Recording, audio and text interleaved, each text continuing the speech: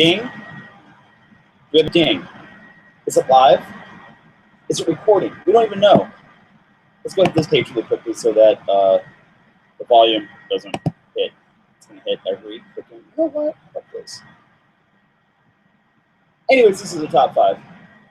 A much delayed, hardly anticipated top 5. Oh, wait. There it goes. Anyways, this is the top 5. A much delayed. Now we got the sound. And anyways, this is the top 5 for April 6th, and actually the previous couple of weeks. We'll go over that in just a second. Sorry that these have been late, but to be truthful, by the way, what is the top 5? The top 5 is that I read all the comic books, and I give you my top 5 picks for every week. It is officially Tuesday, and tomorrow is New Comic Book Day at the shop, so I need you guys to go hit that up, and hopefully you see something in this video that you're kind of like, cool, maybe I should go check that out if you're still interested in that. But, yeah, like, so the last couple of weeks, the releases were kind of weak, and it's kind of sad because I don't necessarily always like making videos where I just bitch all the time, which I'm still kind of known to do. But, let's see, let me get you caught up in the last 2 weeks. The issues that you need to pick up were Batman 50 and Ultimates number 5, and that Captain America anniversary issue for the Joss Whedon backstory, maybe. That was pretty much it. There were some really light releases, really light release weeks. Also, WonderCon was happening, which I was also doing. On top of that, my schedule was very much doing podcasts for other people, doing our very own Deus Ex Comica podcast, and what else? And doing the WonderCon. And it was just kind of like a hectic week. Oh, and Your Mom's Basement, which we totally missed out on this week, and I'm just totally off all Sunday. I need that. I miss skiing this again. Don't do that. But, yeah, the releases were really kind of light and weren't much out there to talk about. But I wanted to tell you this. Batman 50 I thought was a really great issue. I wish they kind of focused a little bit more on the chemical that had rejuvenated Bruce Batman. We kind of gone over that a little bit. They kind of glossed that over during the part of the story. But that's my only complaint. It was a great issue. And Ultimates number 5. Ultimates is one of the main Marvel series that you need to read. I don't know if anyone is right now. It's by Al Ewing. It's fucking amazing. This whole story arc is just dealing with Galactus and the paradigm shift and how you're supposed to view the Marvel Universe. It's really fucking cool. In any case, blah, blah, blah, blah, blah. Let's get to the top 5 for this past week of April 6th. Lot of releases, which is awesome. And I'm just going to kind of skim some stuff over. We know my go-tos. We know stuff I love. Spider-Man number 3, Miles and Kamala in just an adorable issue. Let's see, also Old Man Logan by Jeff Lemire, number 4. This series has been just brutal and fast-paced and at breakneck speed. I am driving comics. And I've really enjoyed that. You know, these are my go-tos. Oh, what's the one I just dropped that I want to talk about? Oh, Swamp Thing number 4. This has been a really cool series because it's a mini-series, but it definitely has like that old DC Comics vibe to it. And it kind of reminds me of old DC, like the more edgier stuff that you would get on Vertigo. I'm sorry it's only a mini, but I am really fucking enjoying this. But those were just some shout-outs. Oh, Iron Man was really good.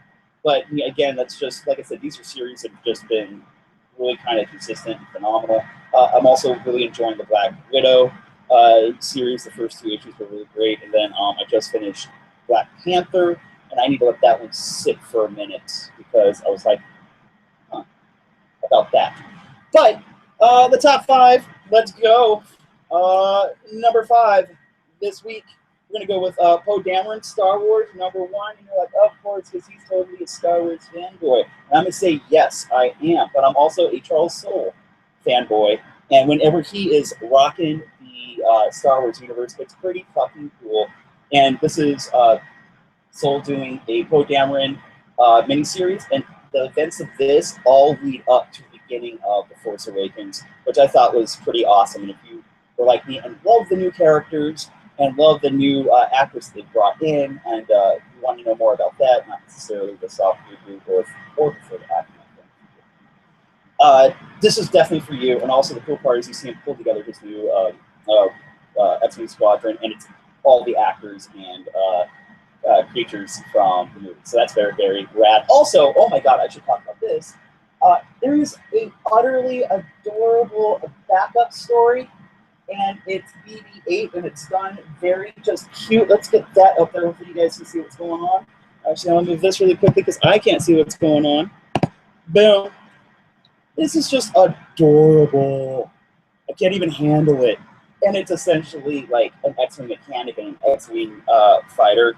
And BB-8 can tell that they kind of are crushing on each other. And so it's all BB-8 trying to get the two of them to meet.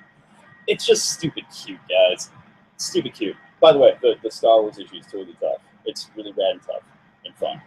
But it's got a really cute backstory. I like it. And let's see. I want to make sure I got this in the right order tonight. I did not. Be careful, Kirk. Number 4 this week. We're going to go with Nick Spencer's The Fix.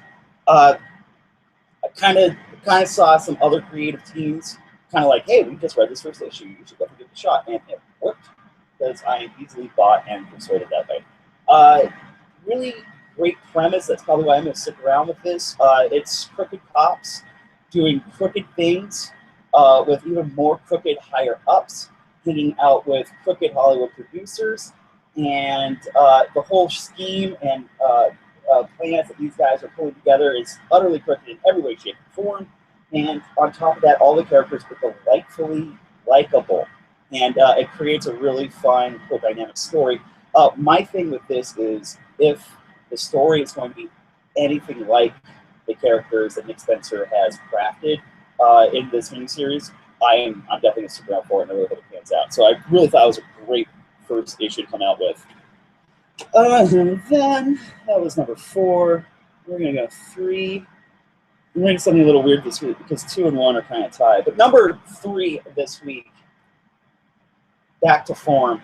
And I shouldn't say it in that way because I thought the entire last arc of this series was great. And I kind of really got off on the fact that they called it commercial suicide and it had nothing but some of my favorite fill-in artists during the issues. And even though it's a lot of story, I still loved it. But Wicked and Divine, guys. Number 18. And if you're a Wick Div fanatic like I am, that's Persephone on the front of the cover. The issue features Persephone. And I know you're like, I thought her head got all kablooey blown up. And I'm like, yeah, I was with you on that. I read that issue with you too. I was like, oh my God, Grand Kablooey. She's dead. She's my favorite character. She's back. There's a whole lot of cool shit going on. And I like the timing that they decided to do this on because it now suddenly puts everything up in the air. We almost got a little complacent with the fact that we're dealing with characters that are gods. And yeah, now all bets are off and anything could really fucking happen. And I like the fact that they waited until 18 issues to kind of change the rules on you a little bit. It's, you know, it's right back to where we are. The reason why I really like this story, it is very action-based, but it is possible to advance story in an action issue, and this does this superb, in many superb ways. I didn't know how to say superbly. That's not good. Comment down below how do you say that. And I'm fucking stoked. What was I going to say about this? Because I got like, oh my God, we did. Oh, Baphomet has slowly turned into one of my most annoying characters in the series. And in one issue, he's now like one of my favorite characters. So it's just fun. I love this series in every way, shape, and form. I really do need to tell you, like, I mean, this is just off the fucking hook. Persephone is sassy as fuck. We have the Morrigan. We're definitely starting to see lines being drawn. If you're all about the Marvel Civil War, I'm telling you, there's also like a little Wicked and Divine Civil War happening right now. It's like the basis for the entire story. You're definitely starting to see the alliances start to form, and they kind of go at it. So the setup was all absolutely perfect to hit this issue. Yes, this series is still fantastic, even after 18 issues. Now it's not just premise, now it's into great storytelling. Fuck yeah. And that was 3. 2 and 1 are kind of a tie this week, and I'm gonna edge out one issue a bit more than the other, but we do need to talk about Tom King. He just signed, we didn't say just signed, he signed a exclusive with DC Comics a couple weeks ago, and that was my dog hopping into the bathtub willingly. That's weird. We'll have a talk about it. Sorry that happened on camera. But He's also going to be writing Batman after Snyder leaves to go do All-Star Batman, which is a fantastic choice. Because I don't know if you guys are reading this, and we're going to kind of keep talking about him. We also talk about it a lot in the Deus Ex Comica podcast, and pretty much everywhere else I can get a chance. 2 and 1 are tied this week because he had both of his series come out. The Vision, number 6, and also Sheriff of Babylon, number 5. Sheriff of Babylon, I want to get this out of the way really quickly. I've been reading in single issues. I definitely think this is going to read better as a trade because there are a lot of moving parts going on in this series. But it's basically a U.S. Soldier that is sent to Iraq after the war. I think he was there during the war, but then it's the aftermath of the war. And he's training other Iraqi soldiers to become, like, quote-unquote, sheriffs. And, like, it was the whole, like, we're bringing freedom and justice and democracy to a country that they're not necessarily sure is asking for in the first place. But it's just a fantastic series. The characters are very fleshed out. Believe it or not, King is just an amazing writer as it is. But he was also an ex-CIA operative and not just, like, a paper pusher. He was, like, in the field. And I've been reading about him. It's fantastic. And it all definitely relates and translates very, very well in Sheriff of Babylon. Please, guys, it's Vertigo Comics, too. Vertigo is doing so many amazing things right now out of nowhere, so please go check that out. But number 1, for absolutely goddamn sure, this week was The Vision, number 6. Like, one, just check out that beautiful cover. It's just glorious. Also, everything about this series is just existential dread, and the fact that the Vision is trying to create a perfect family for himself, but everyone is also trying to learn to become more human and how to interact with humans. And now that we are starting to introduce that human element into a synthetic android family, it's things are going crazy, and you're starting to see, like, the family keeps secrets from each other, which is very heartbreaking. But you have to understand there are moments when the Vision is doing things completely out of character for the Vision that we've known and loved throughout Marvel history, because he's doing it to protect his family. And the funny part is, no one questions it when you're reading it. You don't question the motivations or the choices that the Vision makes, because now that as a family, you're kind of like, I fucking get it, dude. And this right here was the showstopper page when I opened it up. It's just, and I'm just going to leave it at that. I want you guys to really pick up this series and give it a chance. There is, especially the choices that King and the artists are making in relating events that happened in between one panel to the next, is shocking.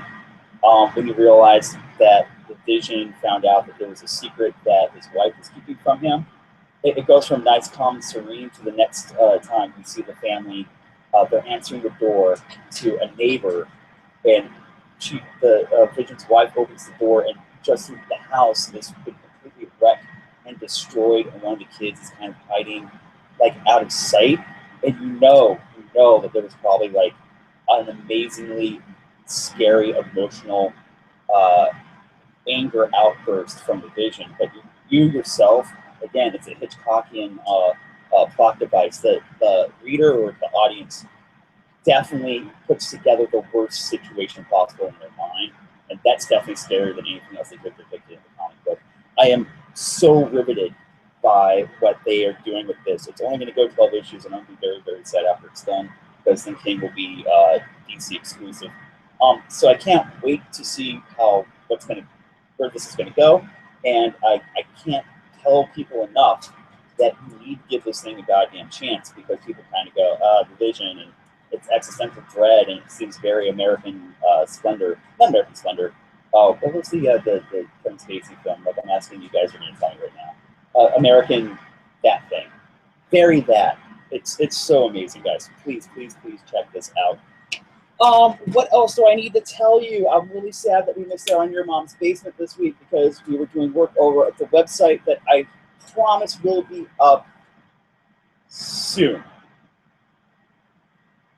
I can only say soon, but I can tell you that we've been working on it, and we've been doing things on it, and it's working. So we're really excited. And what a baby today. I love you, but what do you think?